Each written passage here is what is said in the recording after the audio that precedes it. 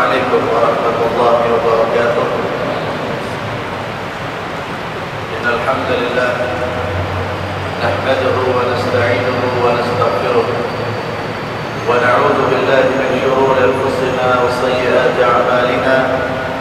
من يهده الله فلا مضل له ومن يضلل فلا هادي له.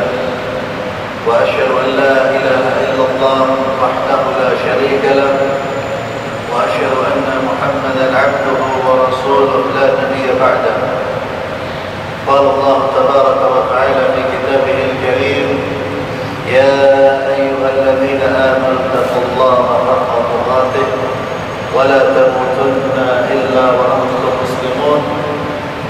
يا أيها الناس اتقوا ربكم الذي خلقكم من نفس واحدة وخلق منها زوجها وبث منهما رجالا كثيرا ونساء واتقوا الله الذي تساءلون به والأرحام إن الله كان عليكم رقيبا. يا أيها الذين آمنوا اتقوا الله وقولوا قولا سديدا يصلح لكم أعمالكم ويغفر لكم ذنوبكم ومن يطع الله ورسوله فقد فاز فوزا عظيما. فإن أصدق الحديث كتاب الله تعالى وخير الهدى هدى محمد صلى الله عليه وسلم وشر الأمور محدثاتها وكل محدثة بدعة وكل بدعة ضلالة وكل ضلالة في النار. معاشر المسلمين أعزنا الله وإياكم. Kita akan melanjutkan tentang salat berjamaah. Wa 'an Ubay bin Ka'ab radhiyallahu ta'ala anhu qala qala Rasulullah sallallahu alaihi wasallam. Dari Ubay bin Ka'ab berkata, bersabda Rasulullah sallallahu alaihi wasallam, salatul rajuli ma'ar rajuli azka min salatihi wahdah. Kata Nabi, salatnya seseorang dengan temannya, seseorang salat dengan temannya, satu orang, itu lebih besar pahalanya daripada dia salat sendirian. Wa salatuhu ma'a rajulaini azka min salatihi ma'a rajul. Dan salatnya seseorang bersama dengan dua orang lain. Jadi makmumnya dua orang, itu lebih besar pahalanya daripada dia salat bersama satu orang. Wa ma kana akthar fahuwa ahabbu ila Allah azza wa jalla. Semakin banyak jumlah jamaahnya, makmumnya, itu semakin dicintai oleh Allah Subhanahu wa taala. Semakin besar pahalanya dan Allah semakin cinta. Hadis ini diriwayatkan oleh Imam Abu Dawud dan Nasa'i. Ikhwani fillah, hadis ini memberikan pelajaran yang pertama, bahwa salat berjamaah itu sudah, atau salat itu dianggap berjamaah jika terdiri dari satu imam dan satu makmum. Itu sudah dianggap salat berjamaah. Jadi kalau walaupun makmumnya satu orang, itu sudah dianggap berjamaah. Hal ini dikuatkan dengan hadis Rasulullah SAW dari Abu Musa, dari Nabi kita Muhammad SAW. Beliau bersabda, "Ithnani fama fawq jama'ah." Kata Nabi, dua orang atau lebih dari dua orang itu sudah dianggap berjamaah, sudah dikategorikan berjamaah. Kemudian hadis ini menjelaskan, memberikan pelajaran juga kepada kita bahwa semakin banyak makmumnya, besar pahalanya. Semakin banyak makmumnya, semakin besar pahalanya. Bukan itu saja, semakin dicintai oleh Allah Subhanahu wa Ta'ala.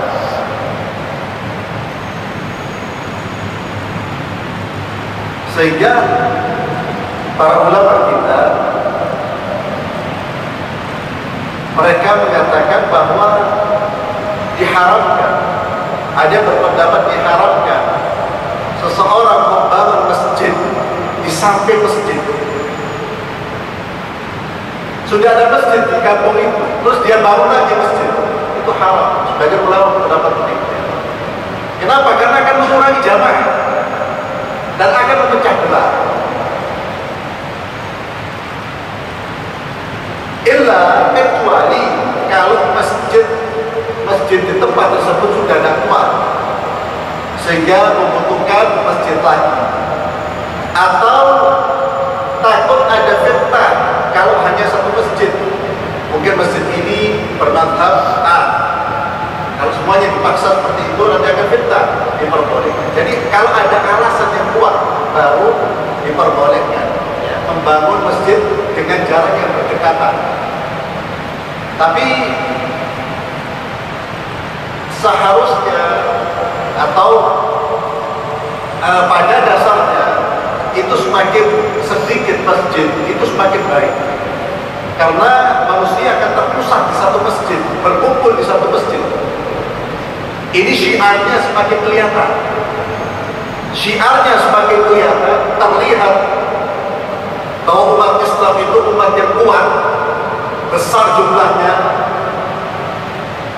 dan juga semakin mendatangkan pahala semakin besar. Tapi kalau dipecah-pecah sedikit-sedikit dapatnya, kalau dipecah-pecah sedikit-sedikit dapatnya. Ini maka kalau kita perhatikan bahwa syariat kita, agama Islam ini senantiasa memperhatikan jamaah ya, persatuan. Bahwa hendaknya kita itu selalu berkumpul, memperbanyak komunitas, tidak memisahkan diri.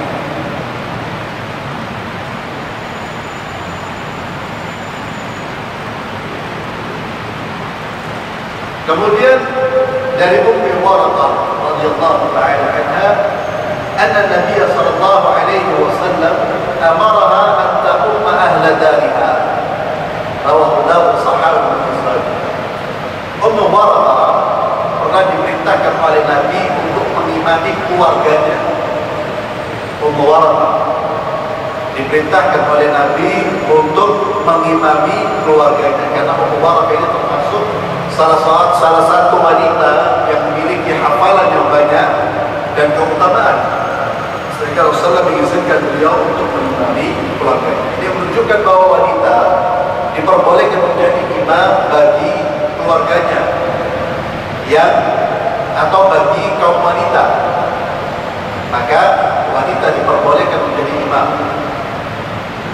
Akan tetapi kalau di antara makmumnya ada laki-laki yang sudah balik, yang sudah dewasa, atau mumayyiz, belum balik tapi sudah mumayyiz tamyiz, maka dia wanita ini tidak diperbolehkan menjadi imam. Yang menjadi imam tetap seorang laki-laki.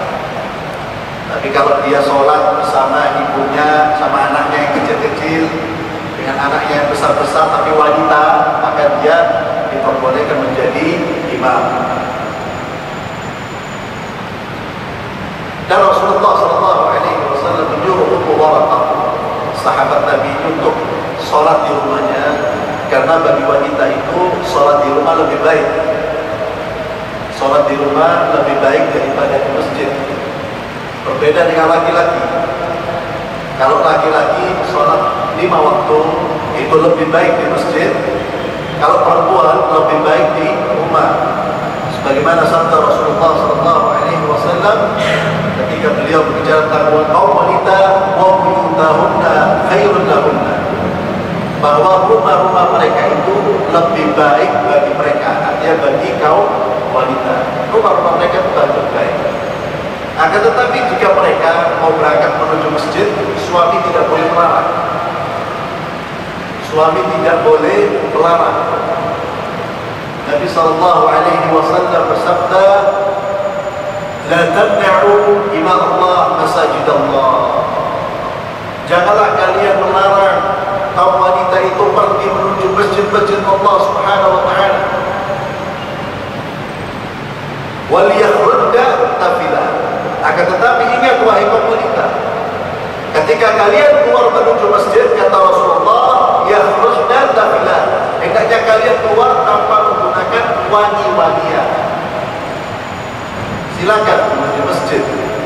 Apalagi ada fadilah kalau seorang melangkahkan kakinya menuju masjid, ada fadilah khusus. Silakan, dan ini perintah Rasulullah SAW kepada kaum laki-laki untuk tidak melarang wanita-wanita mereka jika berangkat menuju masjid. Kalau perempuan menuju masjid, maka dia wajib memperhatikan aturan Allah Subhanahu wa taala yang berkaitan dengan bagaimana keluarnya wanita dari rumah. Wanita dilarang menggunakan wangi-wangian.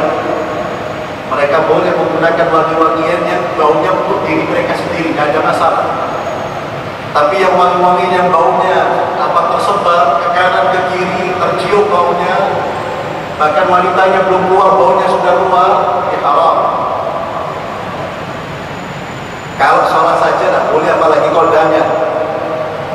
Ke masjid ini yang kita hadapi adalah Allah Subhanahu wa taala, pemilik langit dan bumi, rajanya para raja, Tuhannya para raja, yang mana kita seharusnya berhias maksimal di hadapan Allah. Itu wanita tetap tidak boleh pakai wangi-wangian, apalagi keluar untuk ya shopping atau apa. Suami wajib melarang, memberitahu. Wajib melarang, wajib memberitahu. Karena haram bagi wanita menggunakan wangi-wangian yang menyebar. Ini adalah aturan Islam yang hikmahnya adalah kembali kebaikan yang kembali untuk diri kita sendiri, untuk mereka, untuk kaum wanita, untuk masyarakat. Karena aturan Islam ini turun dari Allah yang Maha Bijak, Allah yang Maha tahu kemaslahatan hamba-hambanya. Yang menciptakan kita adalah Allah, Sang Pencipta, lebih tahu terhadap apa yang diciptakan. Apa yang maslahat buat mereka, apa yang tidak maslahat buat mereka, itu Sang Pencipta yang lebih tahu. Maka kita serahkan seluruh peraturan ini kepada peraturan Allah Subhanahu wa taala. Bahkan di dalam hadis yang lain, Nabi menekankan, "Idza sta'dzalakum nisa'ukum bil-laili ila al-masajid fa'dhanu lahum." Bahkan kalau di waktu malam untuk sholat malam, maghrib atau isya, wanita-wanita kalian meminta izin ke masjid, berikan izin buat mereka. Ini menekankan bahwa suami tidak berhak, tidak boleh melarang istrinya untuk keluar rumah menuju masjid-masjid Allah Subhanahu wa taala.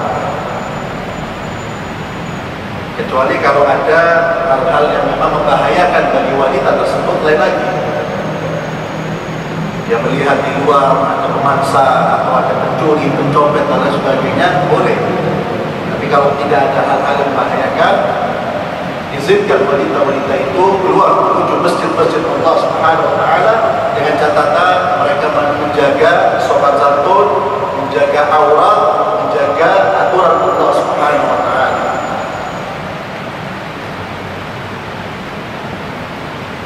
Kemudian Nabi juga bersabda, "Ayyuma imra'atin asabat dhuhuran fala tashhadanna ma'ana al-isya' al-akhirah." Kata Nabi, wanita mana saja yang menggunakan dhuhur, wangi-wangian,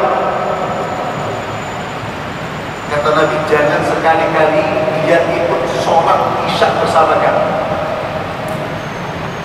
Kata Nabi, jangan sekali-kali wanita yang sudah yang pakaiannya sudah tercampur dengan bau wangi-wangian, kata Rasulullah SAW, janganlah dia ikut sholat bersama kami.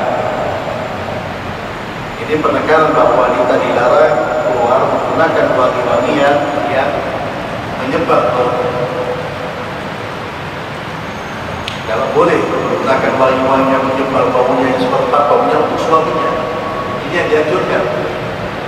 Yang dianjurkan itu wanita berhias, wangi-wangian, penampilan yang luar biasa itu untuk suaminya. Kalau wanita sekarang beda. Untuk orang yang bukan mahramnya itu penampilan cantik. Tapi kalau sudah masuk rumah, kelas. Tidak peduli. Tidak peduli. Dianggap dia suaminya ini. Ya inilah zaman kita. Coba kalau keluar rumah, mau kemana? Subhanallah. Biasanya luar biasa. Mengkilat. Ini sebetulnya itu diperuntukkan untuk suami-suami mereka. Boleh keluar, bukan berarti keluar kemudian awut-awutan dan karu-karuan, bukan seperti itu. Tapi tetap memperhatikan etika dan memperhatikan kalau saya keluar seperti ini ya, di dalam juga seperti itu. Suami saya seperti itu. Kemudian dari Anas bin Malik radhiyallahu taala anhu, anna Nabi sallallahu alaihi wasallam istakhlafa ibna Ummi Maktum ya an-nas wa huwa Ahmad. Ahmad wa Dawud. Kata Anas bin Malik bahwa Rasulullah sallallahu alaihi wasallam pernah meminta Abdullah ibn Ummi Maktum untuk menggantikan Nabi menjadi imam. Nabi pernah meminta Abdullah ibn Ummi Maktum menggantikan Rasulullah menjadi imam. Wa huwa Ahmad. Dan Abdullah ibn Maktum itu orang yang buta, sahabat yang tidak bisa melihat. Hadis riwayat Ahmad dan Abu Dawud.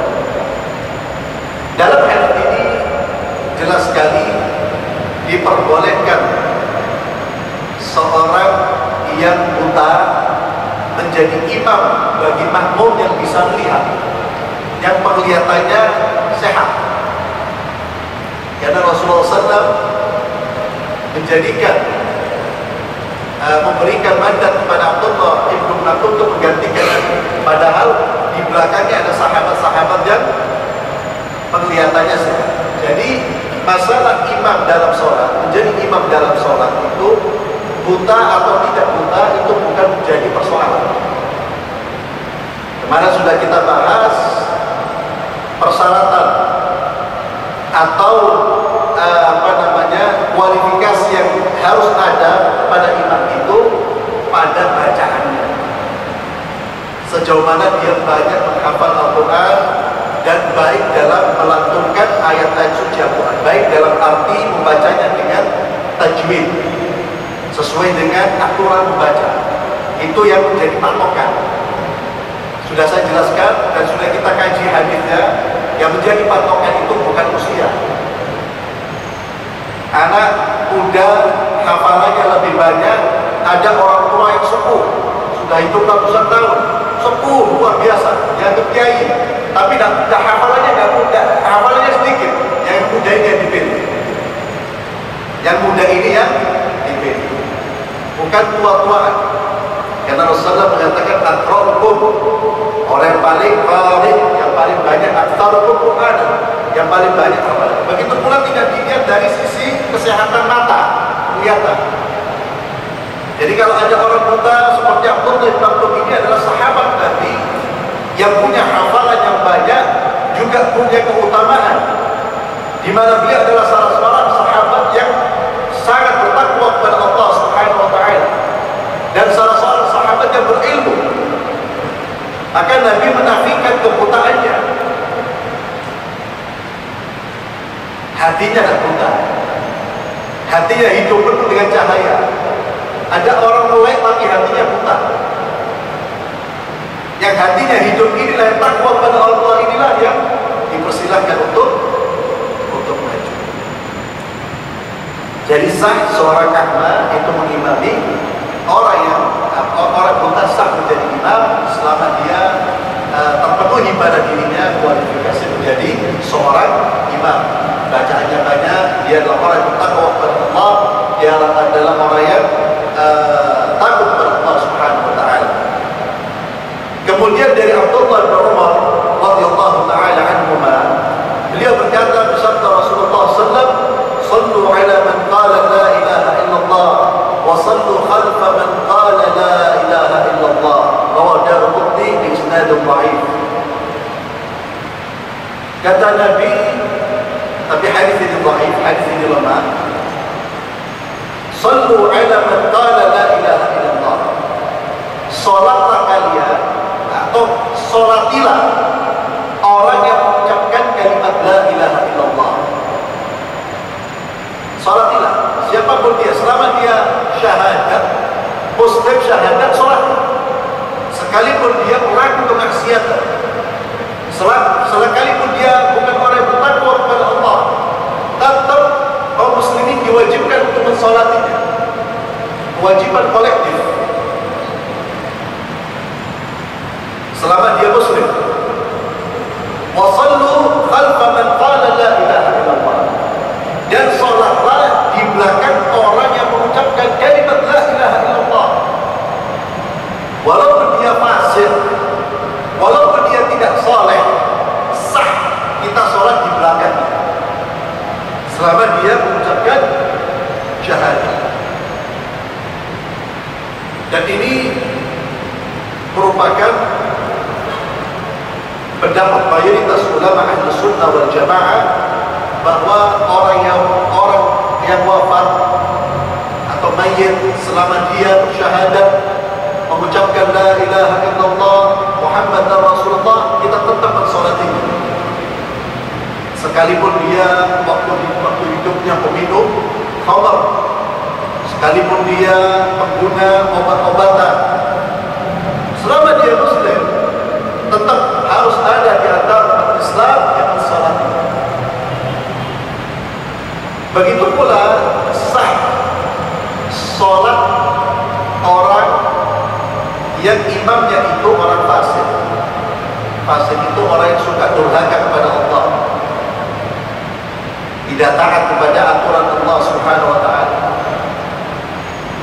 Kalau dia imam, orang seperti itu imam, sholatnya dia sah, makmum juga sholatnya sah.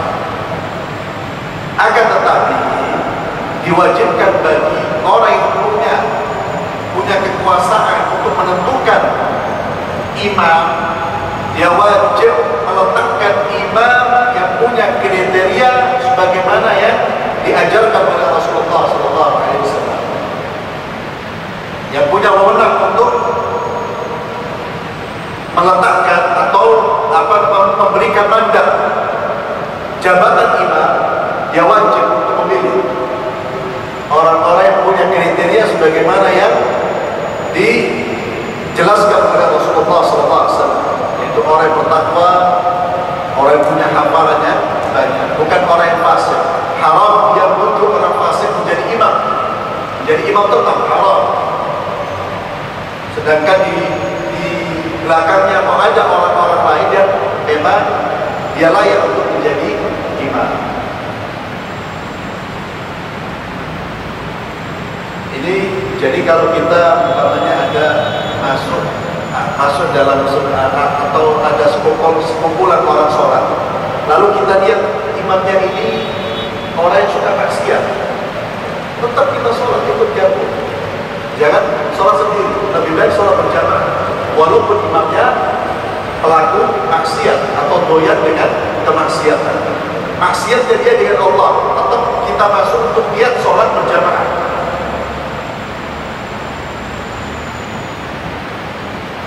Kemudian dari Ali bin Abi Thalib radhiyallahu taala anhu, beliau berkata, bersabda Rasulullah sallallahu alaihi wasallam, "Idza ata ahadukum as-salat wal imam ala halin falyasna' kama yasna' al-imam."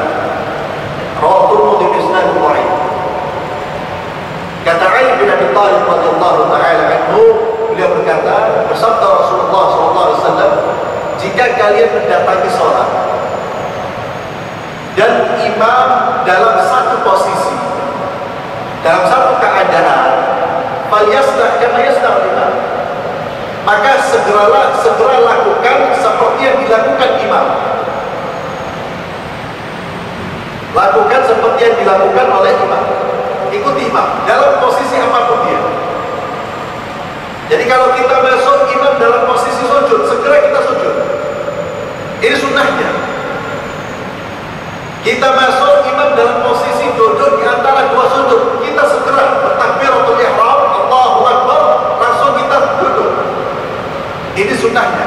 Tidak menunggu imam berdiri. Hadis ini dikuatkan dengan hadis-hadis yang lain. Ada sebagian dari saudara-saudara kita tak faham. Jadi ketika dia masuk melihat imam sujud umpamanya, ya dia tunggu sampai imam itu berdiri lagi. Padahal sunnahnya kita segera mengikuti keadaan seperti keadaan imam. Dalam posisi apapun segera kita mengikutinya.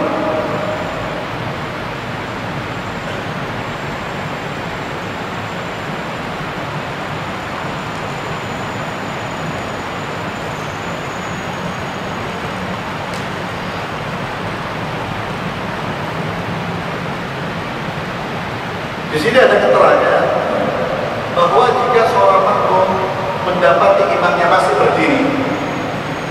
berdiri walaupun selesai membaca Al-Fatihah, atau imamnya dalam posisi rukuk, lalu dia rukuk bersama imam, atau berdiri bersama imam walaupun dia tidak sempat membaca Al-Fatihah, maka dia sudah mendapatkan rakaat itu. Dia sudah mendapatkan rakaat itu, dan itu sudah kita bahas. Ini pendapat hampir seluruh ulama. Hampir seluruh ulama berpendapat bahwa siapapun yang masuk ke dalam satu jamaah kemudian masih mendapatkan rukuknya imam, maka dia sudah mendapatkan maka dia telah mendapatkan satu rakaat. Sebagaimana sabda Rasulullah SAW, "Man adraka raka'ah faqad adraka as-shalah." Barang siapa mendapatkan satu rakaat, berarti dia mendapatkan sholat berjamaah. Kalau mendapatkan satu rakaat, berarti dia mendapatkan sholat berjamaah. Kemudian dari hadis Abu Hurairah, "Man adraka rak'atan min as-shalah qabla an yuqima al-imam sulbahu faqad adraka." Siapa yang mendapatkan rakaat sebelum imam mengangkat sulbahu, mengangkat punggungnya dari rukuk, maka dia telah mendapatkan satu rakaat. Itulah hadis terakhir yang berkaitan dengan sholat berjamaah serta tata cara berjamaah dan hukum-hukum yang berkaitan dengan sholat berjamaah. Ikhwani fillah, azallahu iyyakum. Kita masuk pada bab selanjutnya, yaitu bab sholatul musafir wal mariyum. Sholatnya orang musafir yang berpergian dan bagaimana sholatnya orang yang sakit. Dari Aisyah radhiyallahu taala anha, beliau berkata, "Awwalu ma furida bis-shalatu rak'atayn. Fa uqirrat shalatus safar wa utimmat shalatul hadar." Muttafaq alaih.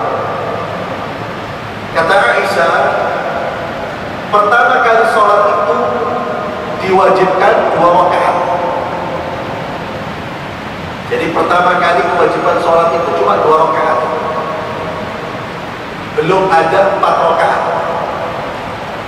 Kemudian fa uqirrat shalatus safar wa utimmat shalatul hadar. Selanjutnya untuk sholat safar tetap 2 rakaat. Untuk sholatnya orang yang tidak safar, artinya orang yang mukim, ditambah disempurnakan menjadi 2 lagi. Zuhur asar menjadi 4, maghribnya ditambah 1. Tapi untuk sholat safarnya tetap, yang 2 rakaat itu tetap. Dari hadis ini ada pendapat yang menyatakan bahwa sholatnya orang yang safar itu wajib 2 rakaat. Ini pendapat Abu Hanifah. Dalilnya ini, bahwa sholat pertama kali itu diwajibkan 2 rakaat. Kemudian Allah tetap menetapkan untuk orang safar itu tetap 2 rakaat. Yang kelebihannya itu ditetapkan bagi orang yang mungkin, yang tidak safar. Maka dengan dalil ini, mereka sebagian ulama berpendapat bahwa kalau kita safar itu sholatnya 2 rakaat. Jumlah sholatnya itu 2 rakaat, lebih dari 2 rakaat tak sah. Itu mereka berdalil dengan hadis ini. Wajib sholat 2 rakaat, ini Abu Hanifah. Akan tetapi mazhab yang lain, Malik wa Ahmad wa Syafi'i rahmatullah alaihi, itu mengatakan sunnah. Mengqasar sholat itu sunnah. Jadi tidak wajib. Kalau Abu Hanifah mengatakan wajib. Jadi yang lebih afdal ketika kita safar, ya kita sholat 2 rakaat, jangan disempurnakan. Karena ada yang berpendapat wajib 2 rakaat. Kalaupun kita tidak ikut ini, pendapat yang lain mengatakan sunnah, lebih afdal. Kita sholat safar 2 rakaat, kecuali maghrib. Maghrib tidak bisa dipangkas, tetap 3 rakaat. Jadi yang 2 rakaat itu subuh karena asalnya 2 rakaat, zuhur 2 rakaat, asar 2 rakaat, maghrib 3 rakaat, isya 2 rakaat. Kemudian dalam riwayat Bukhari ada tambahan, tsumma hajar. Kemudian Rasulullah berhijrah.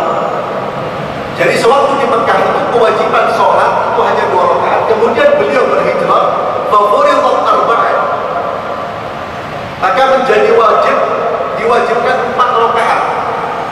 Wa uqirrat sholatus safari 'ala al-awwal. Akan tetapi sholat untuk orang musafir tetap ditetapkan 2 rakaat. Kemudian dalam riwayat Ahmad dikatakan illa maghrib, kecuali maghrib. Fa innaha witrun nahar. Itu adalah sholat witirnya siang hari. Jadi tetap 3 rakaat. Dan bisa 2 rakaat. Wa illa subh. Begitu juga subuh tetap 2 rakaat. Fa innaha tutawwalu fiha al-qira'ah. Karena subuh itu bacaan sholatnya dipanjangkan, maka disyariatkan atau ditetapkan subuh itu cuma 2 rakaat. Karena 2 rakaat jangan baca qul huwallahu ahad terus. Karena kata Nabi, subuh itu kenapa dibuat 2 rakaat? Pendek, jumlah rakaatnya sedikit, tutawwal fiha al-qira'ah. Karena 2 rakaat ini, karena subuh ini dipanjangkan bacaannya, jadi 2 rakaat.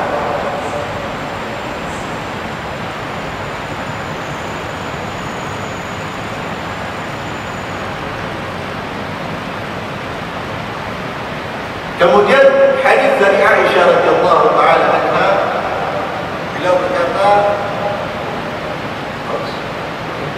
insyaallah karena sudah masuk waktu Isya, insyaallah kita gantikan pada pertemuan berikutnya.